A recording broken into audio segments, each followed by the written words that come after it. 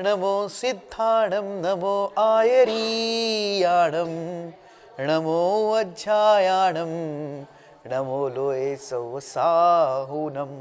पंच परमेष्टि भगवान की, 1008 आदिनाथ भगवान की, अंतिम तीर्थेज भगवान महावीर स्वामी की, आचार्य भगवान गुरुवर्ष की, विशुद्ध सागर महाराज जी की जय बोली, मुनि श्री सुप्रभ सागर जी महाराज की, मुनि संघ की जय। जैन बंधु, YouTube चैनल सुप्रभुवाच की प्रस्तुति सम्यक समाधान, समीचीन विकल्पों का सम्यक समाधान। यह जो कार्यक्रम है वह कार्यक्रम YouTube चैनल पे प्रतिदिन 5:13 से प्रसारित होता है। यह जो कार्यक्रम है वह अज्ञान तिमिर को मिटाने वाला है। जैसे अज्ञान तिमिर को हरण करने वाला दीपक, वैसे ही अज्ञान तिमिर को हरण करने वाला यह सम्यक समाधान। मन में जो विकल्प आपके जुड़े हुए हैं या आपके मन में जो विकल्प है उसका समीचीन समाधान करने के लिए, सम्यक समाधान करने के लिए कारणभूत हो रहा है। देश विदेश विभिन्न प्रांतों से हम सभी को जो विकल्प सता रहे हैं उस विकल्प आप हम तक पहुंचा रहे हैं वो, और हम गुरुदेव के पास पहुंचा के उनके मुखारविंद से उसका सम्यक समाधान प्राप्त कर रहे हैं। तो जुड़ते हैं आज के कार्यक्रम को। ज़्यादा समय नहीं लेते हुए मैं मुनि श्री प्रणत सागर जी महाराज को विनय एवं विनंती करता हूं कि आज के कार्यक्रम को गति प्रदान करें। नमोस्तु महाराज जी, नमोस्तु नमोस्तु। ओम नमः सिद्धेभ्य। पंच परमेष्टि भगवान की, परम पूज्य आचार्य भगवंत गुरुवर विशुद्ध सागर जी मुनि महाराज की, परम पूज्य मुनि श्री सुप्रभ सागर जी महाराज की, परम पूज्य मुनि श्री आदित्य सागर अपूर्व सागर सहज सागर जी महाराज की।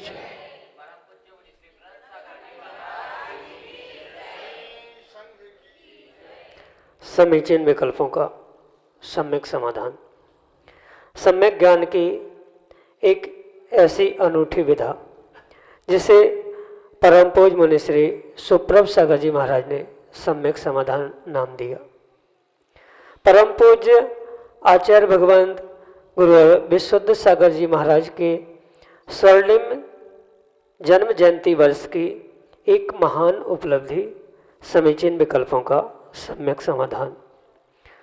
देश के विभिन्न प्रांतों से अनेकानेक समीचीन प्रश्न हमें यहाँ प्रतिदिन प्राप्त हो रहे हैं और उनका आगमोक्त विधि से हम सभी परम पूज्य आचार्य भगवंत गुरु विशुद्ध सागर जी महाराज की महती अनुकंपा एवं उनके मंगल शुभाशीष से परम पूज्य मुनि श्री सुप्रभ सागर जी महाराज के मुखारविंद से सम्यक समाधान प्राप्त कर रहे हैं। प्रारंभ करते हैं आज का सम्यक समाधान। और आज का पहला विकल्प टीकमगढ़ मध्य प्रदेश से गुलाब चंद जैन, जो कि हमारे सामने है, अपना समीचीन विकल्प परम पूज्य मुनि श्री के समक्ष रख रहे हैं। नमोस्तु गुरुदेव, नमोस्तु नमोस्तु महाराज श्री। हमारी जिज्ञासा है, पंचम काल में संयम की उत्पत्ति बहुत दुर्लभ है और संयम को प्राप्त करने के बाद हम संयम को वृद्धि कैसे करें और उस संयम की रक्षा किस प्रकार करें। नमोस्तु गुरुदेव, नमोस्तु। ओम नमः सिद्धम। परम पूज्य आचार्य भगवान गुरुवर विशुद्ध सागर जी महाराज के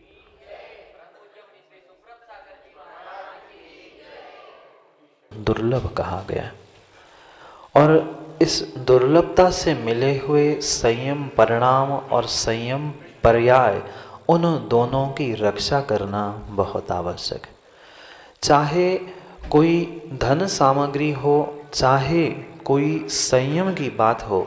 एक बालक भी होता है, उसको अगर माता पिता ने उसके खर्चे के लिए चवन्नी अठन्नी इकट्ठे करने के लिए दी है, उसको उस एक एक रुपए की, एक एक पै की दुर्लभता से मिले हुई उस वस्तु की जितनी चिंता और सुरक्षा का भान होता है, शायद वर्तमान में जीवों को अपने इस दुर्लभ मनुष्य पर्याय का और दुर्लभता से प्राप्त हुए संयम का बोध नहीं है।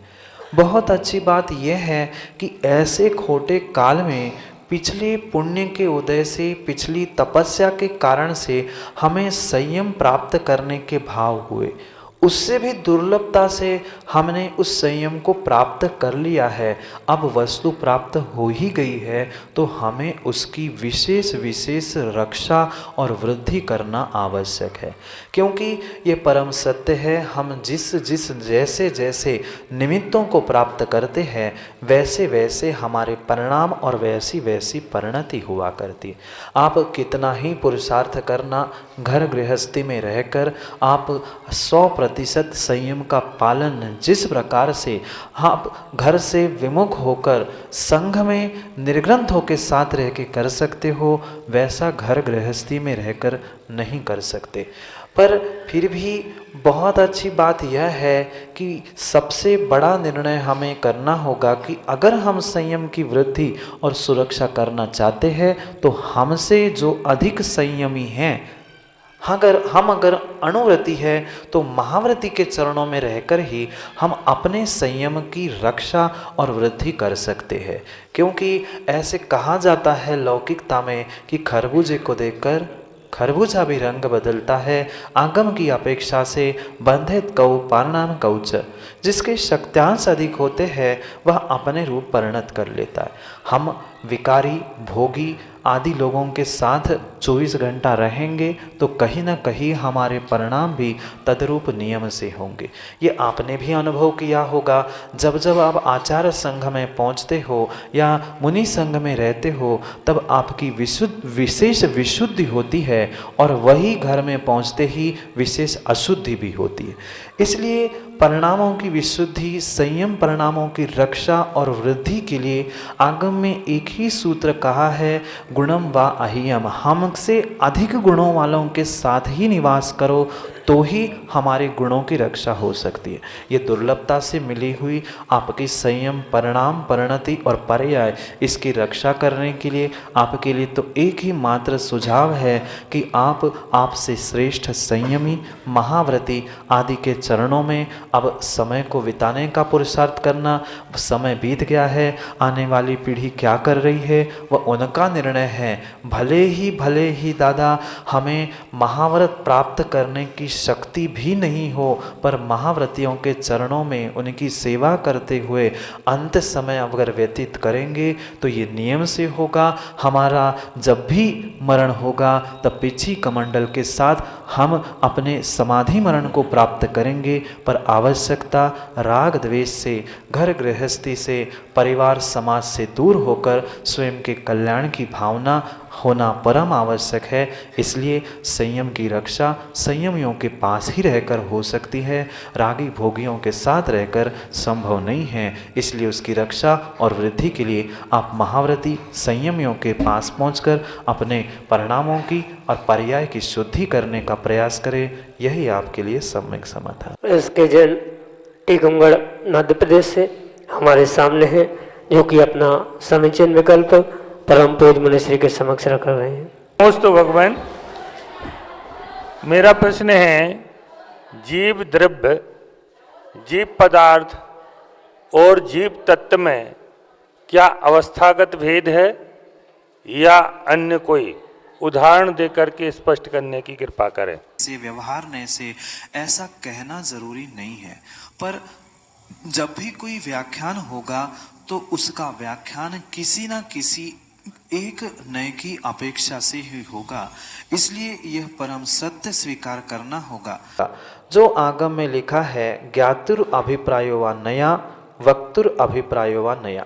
ज्ञाता का अभिप्राय, वक्ता का अभिप्राय ही वहाँ न कहा गया है। और जो भी व्याख्यान आगम में आचार्य भगवान कहते हैं वह अपने नए की अपेक्षा से कहते हैं, सर्वथा व्याख्यान कोई भी नहीं है।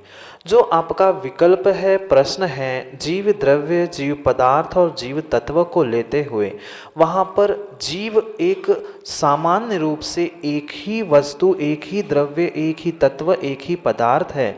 मात्र उसको अनेक प्रकार के समझाने के लिए आचार्य भगवंतों ने उसके आगे कभी द्रव्य, कभी पदार्थ और कभी तत्व का। पहले तो हमें इन तीनों के भेदों को समझना होगा, फिर हम उनको संग्रह से एक साथ जोड़ेंगे। द्रवित होना, प्रत्येक पर्याय में दवयति गच्छति ताइम, ऐसा कहते हुए आचार्य भगवान कुंद कुंद स्वामी पंचास्तिकाय में द्रव्य की व्याख्या करते हैं। जो प्रत्येक पर्याय में द्रवीभूत होता है उसे द्रव्य कहा। तस्य भावस तत्वम, जिसका जैसा स्वभाव है उसको तत्व कहा। और जो पुण्य पाप को मिलाकर अर्थ को प्रतिपादित करने वाला है उसे पदार्थ कहा। अब पुनः समझते हैं तो जीव द्रव्य, जीव तत्व और जीव पदार्थ में क्या अंतर है। जब भी जीव के स्वभाव की व्याख्या होगी तब वहाँ पर उसे जीव तत्व कहा जाएगा। जीव के पर्याय रूप कथन और उसके उत्पाद व ध्रुव रूप कथन की व्याख्या जब भी होगी वहाँ पर उसी जीव को द्रव्य कहा जाएगा। और उस जीव के पुण्य पाप आदि आश्रव बंध आदि को लेते हुए जब भी व्याख्यान किया जाएगा वहाँ पर द्रव्य पदार्थ कहा जाएगा। पुनः समझना, जीव द्रव्य में, जीव तत्व में, जीव पदार्थ में वस्तुगत कोई भी अंतर नहीं है। मात्र कथन की अपेक्षा से, व्याख्यान की अपेक्षा से, उसमें भिन्न भिन्न अपेक्षाओं से उनके भिन्न भिन्न शब्द कहे हैं। जीव तो चाहे जीव तत्व, पदार्थ या द्रव्य हो, वह एक ही वस्तु है, पर उस एक ही वस्तु को अनेक प्रकार से कहा जाता है। जैसे कि संतोष भाई, आप एक हो कि अनेक हो, आप जीव द्रव्य की या जीव की अपेक्षा से एक होने पर भी घर में आप पिता भी हो, भाई भी हो, पति भी हो, बेटा भी हो, ये सब कुछ अपनी अपनी सामने वाले की अपेक्षा से जैसे आप अनेक प्रकार के हो, ऐसे जीव वस्तु एक होने पर भी स्वभाव की अपेक्षा से वही तत्व है, पर्याय की परिणमन की अपेक्षा से द्रव्य है, और पुण्य पाप रूप नियोग से जो उसको एक वस्तु के स्वरूप में ग्रहण किया गया है उसे पदार्थ कहा गया है। यही उसमें अंतर भी है और यही उसमें समानता है। यही आपके लिए सम्यक समाधान है। रोही जैन, मड़ौरा, ललितपुर, उत्तर प्रदेश से परम पूज्य मुनि श्री के चरणों में बारंबार नमोस्तु निवेदित करते हुए अपना समीचीन विकल्प रख रहे हैं कि महाराज जी, ज्ञान से शब्द समझ आता है और अनुभव से अर्थ। तो मेरी शंका यह है कि हमारे जीवन में ज्ञान महत्वपूर्ण है या अनुभव। हमारे समीचीन विकल्प का सम्यक समाधान करने की अनुकंपा करें। नमोस्तु महाराज जी, नमोस्तु। प्रत्येक व्यक्ति के जीवन में ज्ञान के साथ साथ अनुभव और अनुभव के साथ साथ ज्ञान होना परम आवश्यक। अक्सर सामान्य जीवों के साथ, प्रत्येक व्यक्ति के साथ यही घटित होते दिखता है कि हमारे पास संतोष भाई ग्रंथों का ज्ञान बहुत सारा है, पर जैसा ज्ञान है वैसा अनुभव नहीं, या जैसा हमने घर गृहस्थी में, समाज में, देश में रहते हुए अनुभव किया है वैसा ज्ञान हमें आगम में नहीं मिलता। इसलिए ये बात को हमें स्वीकार करना होगा कि सत्य का निर्णय करने के लिए हमें आगम के शब्दों के साथ साथ आगम के अर्थों का भी ज्ञान होना आवश्यक है। जैसे आपने ज्ञान को शब्द से और अर्थ को अनुभव से जोड़ा है, मात्र इतना ही वास्तविकता में व्याख्यान नहीं है। कभी कभी शब्द भी अपने अनुभवों को बताने वाले हो सकते हैं, कभी कभी हमारा अनुभव भी ज्ञान का काम करता है। इसलिए अगर यथार्थ में हमें अपने जीवन को उज्जवल करना है या आगम की चर्चा के अनुसार जीवन की चर्या बनानी है, तो हमें ज्ञान और अनुभव इन दोनों में बैलेंस बनाना बहुत आवश्यक है। जब तक जो शब्द और उसके अर्थ या ज्ञान और उसका अनुभव एक साथ एक समय में एक सा नहीं चलता है, तब तक क्रिया में सफलता मिलनी संभव नहीं है। सामान्य ही दृष्टांत अगर हम ले कि हमारे वचनों में जो शब्दों की प्रवृत्ति थी वह अगर भिन्न है और मन में उसका कुछ और ही अभिप्राय लेकर हम क्रिया को क्रियान्वित कर रहे हैं, तो उसे आगम में मायाचारी शब्द लिया है। मनस्यान्यत, वचनस्यान्यत, कायस्यान्यत, मन से कुछ भिन्न, वचनों से कुछ भिन्न और शरीर से और ही कुछ भिन्न प्रवृत्ति करना, उसे ही आगम में मायाचारी या माया कषाय कहा है। इसलिए उन दोनों को एक साथ लेते हुए मन वचन काय की एकाग्रता, चाहे आप उसे शब्द रूप ग्रहण कर लो, ज्ञान रूप ग्रहण कर लो, या उसे ही आप अनुभव और अर्थ भाव रूप ग्रहण करना, क्योंकि अर्थ भाव निकालना शब्दों से ये वर्तमान में मन की क्रिया होने से हमें उन दोनों को यथार्थ रूप से समझकर दोनों में बैलेंस बनाकर ही काम करना होगा। कई सारे ऐसे शब्द हुआ करते हैं जिसको अनेक प्रकार से आचार्य भगवंत व्याख्यायित करते हैं। जैसे कि आगम में लिखा है, शब्दानाम अनेकार्था, एक शब्द के अनेक अर्थ होते हैं, पर कौन से स्थान पर किसका कैसा अर्थ लगाना ये जीव का अनुभव बोलता है। वहाँ अगर अनुभव नहीं है तो अन्यथा प्रवृत्ति होती है। वर्तमान में जो आगम के विषय को लेकर बहुत सारे ग्रंथों की बहुत सारी गाथाओं में जो अपलाप चल रहा है, अन्यथा कथन चल रहा है, उसके पीछे का मुख्य कारण यही है, ज्ञान तो है पर अनुभव नहीं है। शब्द तो पता है पर उसका अर्थ पता नहीं है। कई स्थानों पर ऐसा हुआ करता है कि जहाँ पर शब्द का अर्थ शब्द रूप से कुछ भिन्न होता है और उसका अर्थ उस वाक्य में भिन्न रूप से लिया जाता है। आगम में शब्दों के अर्थ करने के अनेक प्रकार बताए हैं। कुछ व्युत्पत्ति अर्थ होते हैं, कुछ अन्य भी प्रकार के समानार्थी अर्थ होते हैं। कई समय पर उसको ही विरुद्ध रूप से अर्थ निकालना पड़ता है। तो इसके लिए हमें उन शब्दों के ज्ञान के साथ साथ हमारे अर्थों का अनुभव, कहाँ पर किसका कैसा अर्थ लेना, ये समझना बहुत आवश्यक होता है। जैसे कि आगम का ही अगर एक शब्द हम ले, दर्शन, तो वह दर्शन सामान्य रूप से जो प्रचलन में है वह भगवान के दर्शन के रूप में है, पर जब उसकी व्याख्या रत्नत्रय के साथ होगी या श्रद्धान के अर्थ में होगा तो वह सम्यक दर्शन के रूप में प्रचलित हो जाएगा। कुछ शब्द ऐसे होते हैं जो रूढ़िक होते हैं, यानी रूढ़ी में चलने वाले होते हैं। कुछ शब्द परंपरा से बनाए जाने वाले होते हैं। उन शब्दों को समय समय पर वाक्य के अनुसार आचार्य भगवंत या कथन करने वालों के अभिप्राय के अनुसार समझना आवश्यक होता है। जैसे एक शब्द सामान्य भाषा में आता है जलज, हमने जलज को या पंकज को मात्र कमल की ही संज्ञा दे दी, अपितु मात्र वह कमल ही जलज या पंकज नहीं होता। उसका व्युत्पत्ति अर्थ जो जल से उत्पन्न होता है उस प्रत्येक वस्तु को, जैसे सिंगाड़ा है, अन्य भी बहुत सारे जलज वस्तु है, पर सामान्य में प्रचलन में रूढ़ में जो रूढ़ी शब्द कमल के लिए आया है तो हम सामान्य रूप से उसका वैसा अर्थ करते।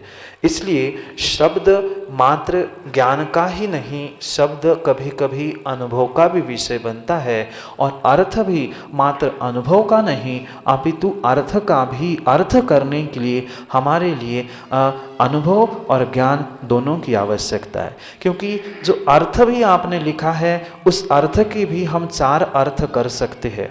अर्थ शब्द के भी हम 4 अर्थ कर सकते हैं। एक अर्थ यानी मीनिंग, एक अर्थ यानी पृथ्वी, एक अर्थ यानी अर्थ कमाना, एक अर्थ यानी उस वस्तु को, पदार्थ को भी अर्थ कहते। तो ऐसे अनेक शब्दों को अनेक अर्थों से समझने के लिए हमें अनुभव और ज्ञान सबकी आवश्यकता होती है। अगर व्याकरण का, शब्द शास्त्रों का, अलंकार, उपमा आदि का ज्ञान नहीं है और मात्र पढ़ने का अनुभव हो तो वो भी कार्यकारी नहीं है। और मात्र ज्ञान है, उसका कहाँ पर कैसा अर्थ लगाना, किस विषय में आचार्य भगवान का क्या अभिप्राय है, यह समझने की अगर अनुभव हमारे पास नहीं है तो हमारा कोरा ज्ञान काम का नहीं है और कोरा अनुभव भी काम का नहीं है। इसलिए श्रावक हो चाहे साधु हो, उन दोनों के लिए आगम के अर्थ के साथ साथ शब्दों का ज्ञान भी और अर्थ का अनुभव और दोनों का परस्पर में मेल होना आवश्यक है। तभी हम अपने तत्व निर्णय तक पहुंच सकते हैं। यही आपके लिए सम्यक समाधान। अगले विकल्प के लिए टीकमगढ़ मध्य प्रदेश से सुरेश जैन गुड़ावाले हमारे सामने हैं, जो कि अपना समीचीन विकल्प परम पूज्य मुनिश्री के समक्ष रख रहे हैं। नमोस्तु महाराज जी, नमोस्तु नमोस्तु। हे महाराज जी, हमारी एक जिज्ञासा है कि कभी कभी भगवान के सामने भी मन में बुरे परिणाम आ जाते हैं, ऐसा क्यों होता है और इसका उपाय क्या है? बहुत अच्छा प्रश्न है। ये अकेले आप नहीं हो कि जिनके साथ ऐसा हुआ कर। ऐसे बहुत सारे जीव हैं जिनको देव शास्त्र गुरु का सानिध्य मिलने के बाद भी परिणामों में विशुद्धि नहीं आती। कायदा तो यही था, आगम तो यही कहता है कि देव शास्त्र गुरु के सानिध्य में पहुंचकर हमें अपने परिणामों में विशुद्धि को प्राप्त करना चाहिए था। पर कई सारे ऐसे जीव हमारे पास भी पहुंचते हैं कि महाराज जी, हमने बहुत पुरुषार्थ किया, पर जब भी भगवान के सामने जाता हूँ तो कभी कभी तो ऐसा लगता है, आपने तो मात्र बुरे विचारों की बात की, वे तो कहते हैं, ऐसे भाव होते हैं कि वह भगवान की प्रतिमा ही उठा के कहीं फेंक दे। ये परम सत्य स्वीकारना कि कहीं ना कहीं हमारे आने वाले अशुभ परिणाम परिणति का यह संकेत है कि हमारे साथ ऐसी दुर्भावना या दुर्विचार होना प्रारंभ हो रहे हैं। इस बात को हमें स्वीकार करना होगा कि चाहे देव शास्त्र गुरु हो, ये मात्र निमित्त भूत है हमारी परिणामों की विशुद्धि के लिए। और वहाँ पर पहुंचकर भी अगर हमारे परिणाम सही नहीं हो रहे, हमारे भाव हमारे विचार अच्छे नहीं हो रहे हैं, तो नियम से किसी विशेष पाप कर्म का उदय चल रहा है और आने वाले समय में उसको मैं और भी अधिक रूप से फलीभूत करने वाला हूँ। इसलिए उन निमित्तों से बचने के अलावा हम अपने उपादान को संभालने का पुरुषार्थ करना होगा, क्योंकि ये बात निमित्ताधीन नहीं है, अपितु अपने स्वयं के उपादान पर निर्भर करती है कि मुझे किस समय पर कैसे परिणाम करने। चाहे कर्मों का उदय हो, चाहे देवशास्त्र गुरु का सानिध्य हो, प्रत्येक स्थान पर प्रत्येक समय पर यह निमित्त दृष्टि लगाने से काम नहीं होगा। देवशास्त्र गुरु कर्म ये सब कुछ निमित्त दृष्टि है, निमित्ताधीन है। मेरा निर्मल उपादान अगर हम भीतर से निर्णय करें कि ऐसा नहीं करना है, तो हो सकता है हम उस पुरुषार्थ में सफल हो जाए। मुख्य कारण ऐसे विचार आने का हमारे असाता वेदनी या पाप कर्म का उदय है, जिसके कारण से हम सोचकर भी अच्छा सोच नहीं पा रहे हैं और सोचकर भी उन बुरे विचारों से दूर नहीं हो पा रहे। कुछ तो हमारी स्वयं की मानसिकता भी हुआ करती है कि कल जैसा हुआ वैसे ही आज होता है, या आज जैसे हुआ वैसे ही कल होना चाहिए। इस मानसिकता के कारण भी कई बार हम उन बुरे विचारों से उभर नहीं पाते या बुरे चिंतन से बाहर नहीं आ पाते। इसके लिए मुख्यतः से हमें उन निमित्तों के, क्योंकि ये अब अनुभव करना, कुछ विशेष स्थान ही हुआ करते हैं जहाँ पर आपके मन में ऐसे बुरे विचार आते। माना कि इस वेदी पर, पहली वेदी पर आपके ऐसे विचार आते हैं, तो कभी दूसरे वेदी पर जाके पूजा करना, कभी इस मंदिर पे आते हैं तो कहीं अन्य दूसरे मंदिर पर जाकर वहाँ बैठकर आप पूजा आदि करने का प्रयास करना। क्योंकि द्रव्य, क्षेत्र, काल और भाव, इन चतुष्टय का हमारे जीव पर प्रभाव पड़ता है निमित्त दृष्टि से। इसलिए कभी कभी हमें निमित्तों से बचने का भी पुरुषार्थ करना होगा। अगर माना कि एक विशिष्ट वेदी पर हमारे ऐसे परिणाम होते हैं, तो उस स्थान को छोड़कर हम अन्यत्र जाने का प्रयास करें। ये भी नहीं हो पा रहा है तो हम ऐसा कुछ विशेष पुरुषार्थ करें जिससे हम इन निमित्तों को या समय को टालने का प्रयास करें। माना कि सुबह के समय में ऐसे विकल्प आते हैं तो हम वो काल छोड़कर अन्य काल में पहुंचने का प्रयास करें। अगर उसके अलावा कारण और भी कुछ हो, क्योंकि ये बात समझना, कार्य में फलीभूत करने के लिए या कार्य को फलीभूत करने के लिए पहले कारणों को समझना आवश्यक है। ये मेरे साथ हो रहा है तो क्यों हो रहा है? कोई विशिष्ट व्यक्ति वहाँ पर पहुँचने से हो रहा है? क्या विशिष्ट प्रतिमा को देखने से हो रहा है? विशिष्ट काल में हो रहा है? इन सभी का स्वयं निर्णय करके उन निमित्तों से बचकर अपने उपादान को संभालने का प्रयास करें। मैं तो ये कहता हूँ कि बुरे भले ही विचार आ जाए पर हमें परमात्मा का सानिध्य नहीं छोड़ना चाहिए। हाँ, वह वेदी, वह स्थान भले ही छोड़कर दूसरे स्थान पर हम अवश्य पहुँचे, पर देव शास्त्र गुरु का सानिध्य मात्र इतने कारण से छोड़ने से कल्याण नहीं होगा। जितने बुरे विचार हमें भगवान के सामने आते हैं उससे लाख करोड़ गुणा बुरे विचार रागी भोगी और घर के जीवों के साथ रहने से आते। ठीक है, वहाँ अगर हमारे 100 परिणाम बुरे हो रहे हैं और यहाँ 10 हो रहे हैं तो हम 90% तो कम से कम प्रॉफिट में हैं, फ़ायदे में हैं। ये निर्णय करके हमें परमात्मा के चरणों में बैठना चाहिए। बहुत अच्छी बात यही होती कि हमारे परिणामों की विशुद्धि होती, अच्छे परिणाम आते, पर नहीं भी आ रहे हैं तो हो सकता है कर्म का आबादा काल या कर्म का विपाक का जो समय निर्धारित है 2 साल, 1 साल, 6 महीना, उतने तक वह परिणाम आ जाए, फिर हम अपने आप को संभाल सके। इसलिए देवशास्त्र गुरु की सानिध्य को मत छोड़ देना। नियम से आज नहीं तो कल आपने पुरुषार्थ किया, वहाँ पर मन ना लगने पर, बुरे विचार आने पर भी शरीर से भी शुभ क्रिया करते रहे, वचनों से भी शुभ क्रिया करते रहे तो थोड़ा सा शुभ का आश्रय होना संभव है। क्योंकि कर्मों के आश्रय के लिए आगम में 3 साधन बताए, मन, वचन और काय। जो बुरे विचार आ रहे थे वह सुरेश जी हमारे मन की प्रवृत्ति थी, पर परमात्मा के सामने खड़े होकर अगर हम वचनों से उनकी स्तुति, पूजा आदि पढ़ रहे हैं और शरीर से पूजा, अभिषेक आदि क्रियाएं कर रहे हैं तो कम से कम 2 योगों से हमें पुण्य मिल रहा है और 1 योग से पाप मिल रहा है।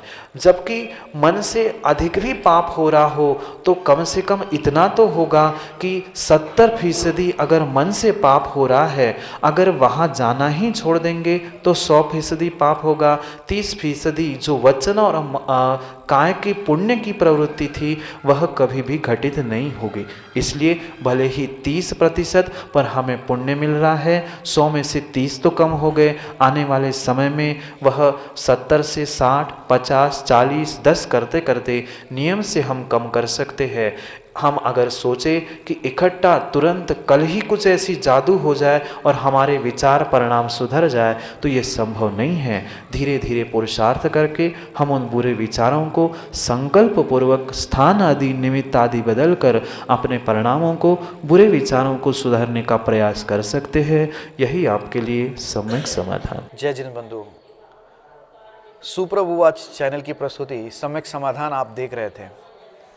यह कार्यक्रम 5:13 पे प्रतिदिन सुप्रभुवाच चैनल से प्रसारित होता है। इस कार्यक्रम का प्रसारण आप फेसबुक के माध्यम से भी देख सकते हैं। फेसबुक पे सुप्रभुवाच या श्रवण श्री सुप्रभ सागर जी महाराज के नाम से पेज है, उस पेज पे इसका प्रसारण होता है। अगर आप इस कार्यक्रम से जुड़ना चाहते हो या आपके मन में कोई विकल्प है, आपको कोई विकल्प सता रहा है, उसका आप सम्यक समाधान प्राप्त करना चाहते हो तो जो निम्नलिखित जो पट्टी पे नीचे नंबर चल रहे हैं उस नंबर पे आप अपने ऑडियो टेक्स्ट या ऑडियो से या टेक्स्ट माध्यम से अपना सम्यक समीचीन विकल्प भेज सकते हो। आपके सुविधा के लिए मैं एक बार यह नंबर रिपीट करना चाहूँगा, 8707548811। मैं नंबर रिपीट करता हूँ, 8707548811। एक अन्य नंबर भी है, उसके माध्यम से आप व्हाट्सएप पे मैसेज भेज सकते हैं, 7415306441। अगर आप जीमेल का प्रयोग करते हो और जीमेल के माध्यम से अगर अपना समीचीन विकल्प भेजना चाहते हो तो हमारा जीमेल आईडी है samyak.samadhan@gmail.com।